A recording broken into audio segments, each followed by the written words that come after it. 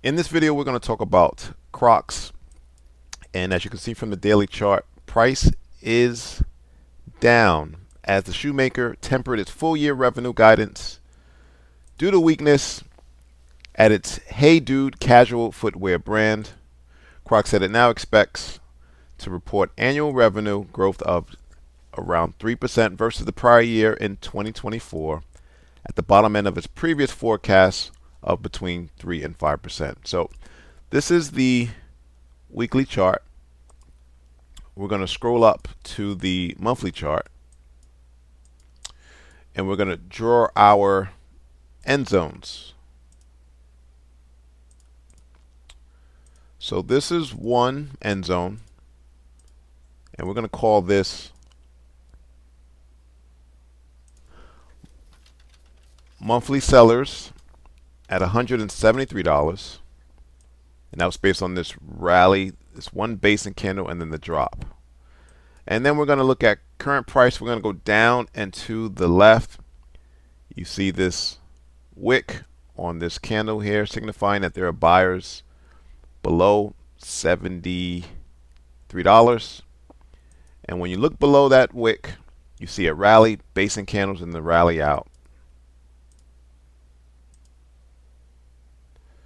So this becomes the other end zone, and we're going to call that monthly buyers at $70. Again, that's a round hole psychological number. And depending on how you draw your zones, in this case, price just hit the top of that zone before moving higher. Now we're going to scroll down to the weekly chart. And so if this is the two end zones, in the middle is going to be your 50-yard line, and that's going to be equilibrium. And that's going to be characterized by a lot of choppiness. However, if you were going with the trend, you increase your probability of your trade working out. In this case here, your moving averages were pointing up. We had a rally, base, rally, base, rally. Price pulls back. This is weekly buyers, and then price pulls up to that monthly sellers level. Now, when I look within this zone here, I see a drop, and I see a basing candle, and then I see a huge drop. And so you could lower your risk if you wanted to short this. And that was the zone signified and suggested that there were sellers waiting for price to take price down. Now going back to this weekly buy level again, it was good for two opportunities to take it long. Again, the momentum now after earnings, we may or may not see a candle close below the lower portion of the zone. And if you happen to get a lower close by the end of the week, the charts are suggesting price is going to move lower.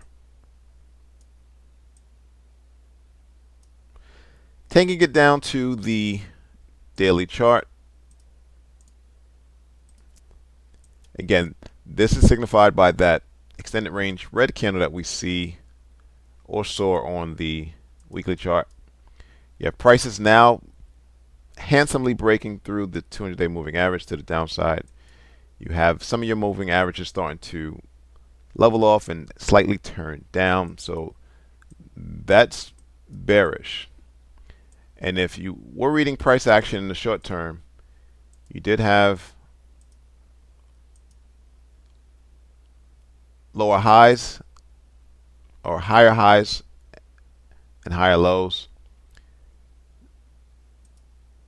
Now, price and the trend was invalidated based on the current price action the last couple of weeks. Again, this is the daily chart. And the only thing that's going to save price from moving lower, I'm looking at my volume candles, it's going to be this level at 108.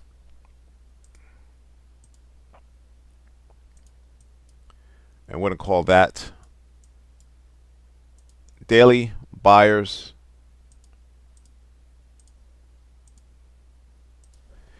at $108.